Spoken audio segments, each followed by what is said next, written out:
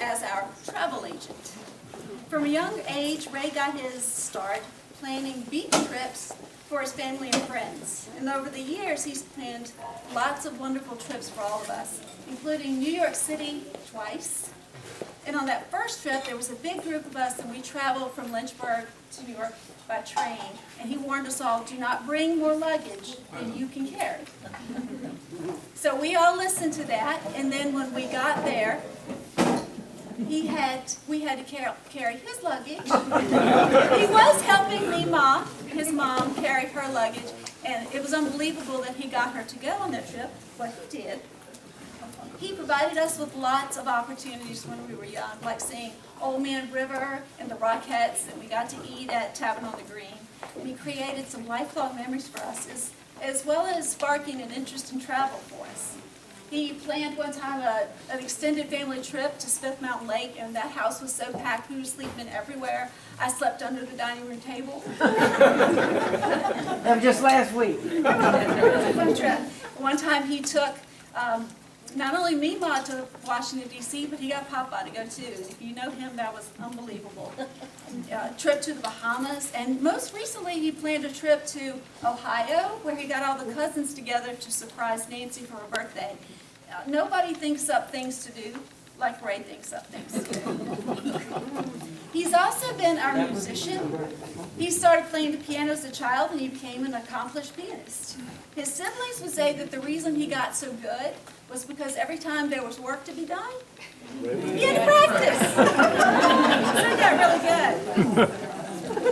He would gather us around the piano at Christmas time, and we would sing carols, and he played at church, and he played at other churches around the community for their singing. He just was so good, everybody wanted to be there. And there was another pianist at church that he shared duties with, and he was afraid she might feel slighted, so he wanted to make her a birthday cake to serve at church. You remember this? Mm-hmm. So You will. we're not sure he or his mom made the cake, and he decided it needed to be tasted. I don't know if this was quality control, hunger, but he cut a slice and he ate it, but it had to go to church. So he took a yeast roll and wedged it in the missing spot and iced over it and took it on to church. I witnessed that. Since he was the one cutting it, I think he got away with it. Till now. He's also been our florist. He started young working in the floral business. He worked for Gregory's in South Boston, and then here in Lynchburg he worked for Doyle's and Catherine's, where he lived with Jimmy. And can you imagine that he and Jimmy he got Jimmy home after a bout of food poisoning from the famous elementary school food poisoning to being his roommate. He went on to own his own shop, Edith's Flower Hut, which later went on to Lynchburg Florists and Antiques with Danny. And his open houses were family affairs over the years. A few family members got to master making chicken salad puffs and wassail. But the payoff was that we got some beautiful holiday decorations out of it. Anybody would be lucky to have a florist in the family, but how fortunate were we that we had the best in the business. After all, this was the man who decorated for President Clinton's inauguration and for the Atlanta Olympics. In the 70s and 80s, he made sure that we had corsages that matched our dresses. He needed to get all that information ahead of time. And then he's been there for our family, creating art and atmosphere through his work through all of our life events. He's provided breathtaking arrangements and sprays when we've lost treasured loved ones, and sometimes even he wasn't related to those people when he did that. And he's made so many of our weddings and our celebrations spectacular because he has vision and artistry. And finally, he's been our social director. He for sure inherited that hat and that gene from his mother, Mommy Ma. He's always up for a good time, and he's made all our lives more fun. When he was young, he got everybody together to go swimming at Stanton River State Park after church. And as he got a little older, he got a little bolder. It's hard to get away with much when your parents don't leave the neighborhood, and sometimes they don't leave sight of the house when they socialize. But he would get people together, and there would be wine involved. And he mostly got away with it, except for one time, which we won't talk about. When The Sound of His Music was released, he drove a group of family members and friends to Lynchburg to see it. And they had to drive a different way home, so they got lost. And there were no cell phones or even pay phones available, so the Heightsburg Worry Brigade was in full force. And they made sure they heard about it when they got home. In fact, a lot of Ray's stories where he wears the navigator hat ends up in somebody getting lost. I remember when he hosted a 60th birthday celebration party for my dad, and all of the people were in Raleigh celebrating, and they were going to come over to our house that we just moved into for dessert. They didn't come, and they finally got there, and that might have been when you were wearing the navigator hat. Ray has celebrated and kept us connected, even as we've moved far apart and our lives have gotten busy. He's arranged milestone birthdays, anniversary celebration, including his mother's 80th, which was a fantastic party. He's planned family reunions, and he's found so many reasons to invite us all to family gatherings at his home. And even tonight, he's managed to get us all together again. Ray, thank you for all that you've done for our family. Thank you for your generous spirit, and thank you for always being the one who does the calling, does the planning. Thank you for being our glue. Thank you for sharing family traditions and creating cherished memories. Thank you for being the best son, cousin, brother, and uncle that we could ask for. Happy birthday, and we love you.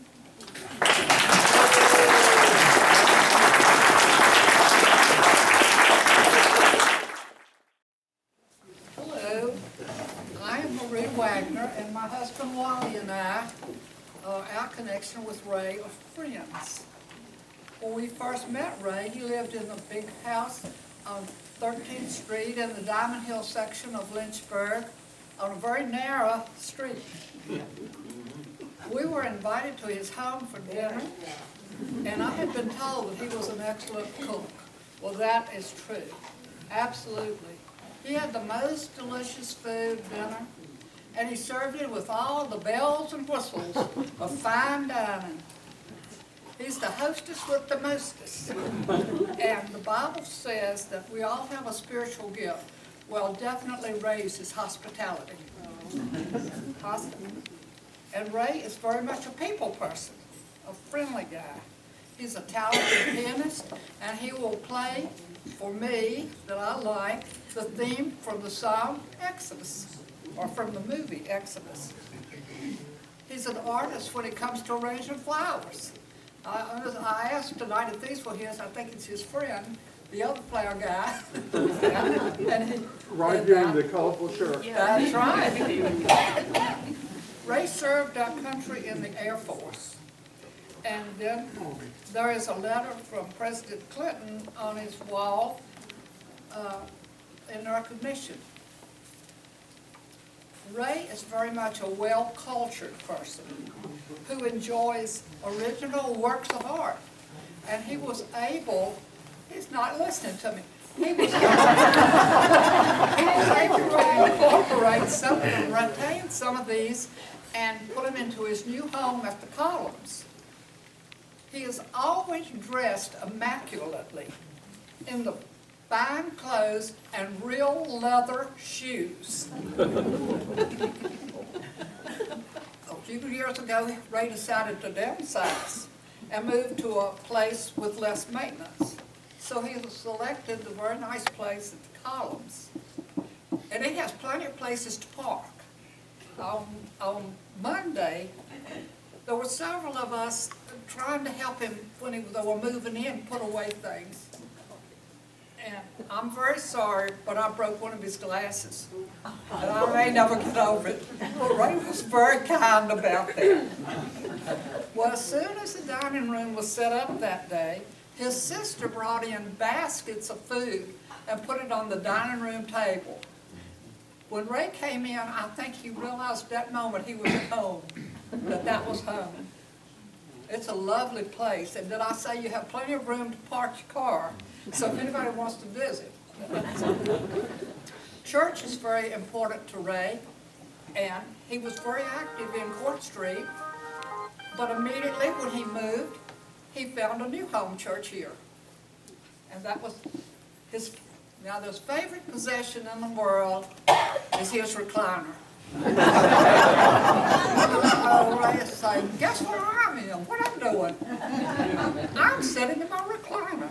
I think it's his dining room, his bedroom, his living room, and his den. Happy birthday, Ray.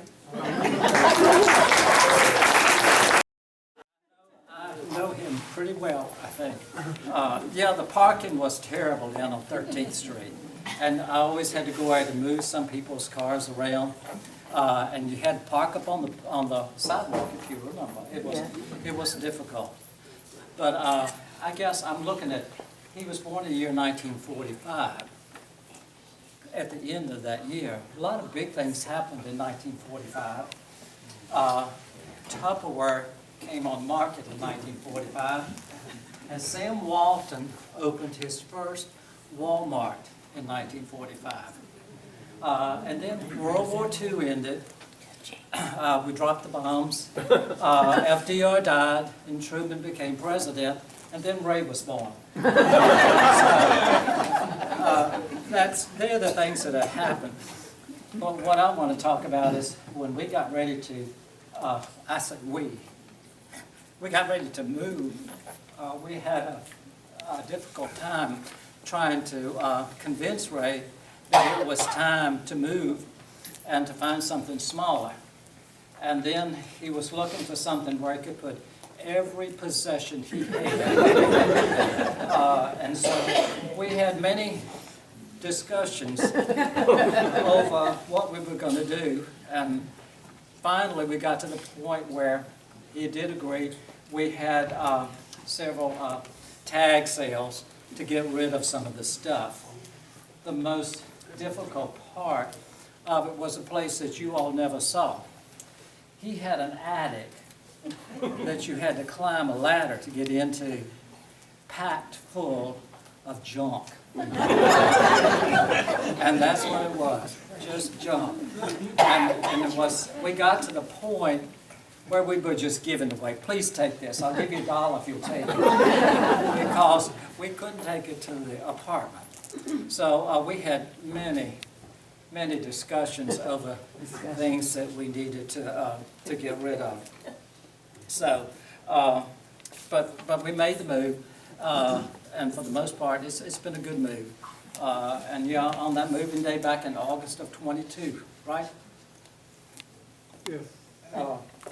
We had a good group of people show up, and we, I know you, if you've been in his apartment, you know he's got that piano up there.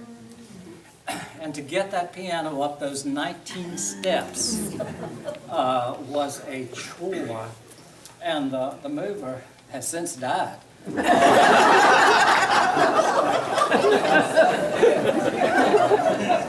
mean, he put put a pulley on the main, I don't know what it's called, but that was holding the building up, and put a rope on it, and it was pulled up with a pulley. It took forever to do it. So I think that we'll kind of raffle that piano off, so when we need to get it out, it'll be somebody else's responsibility to get it out. But anyway, I appreciate everybody's here. It's a good turnout for Ray. Let's do one more thing, all right? Give us the intro. Okay.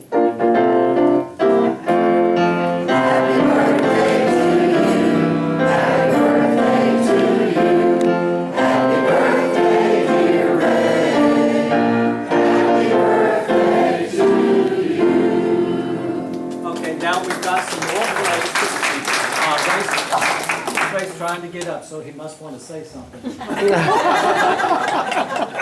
Well, first of all, I want to thank everybody for being here. You're all dear friends.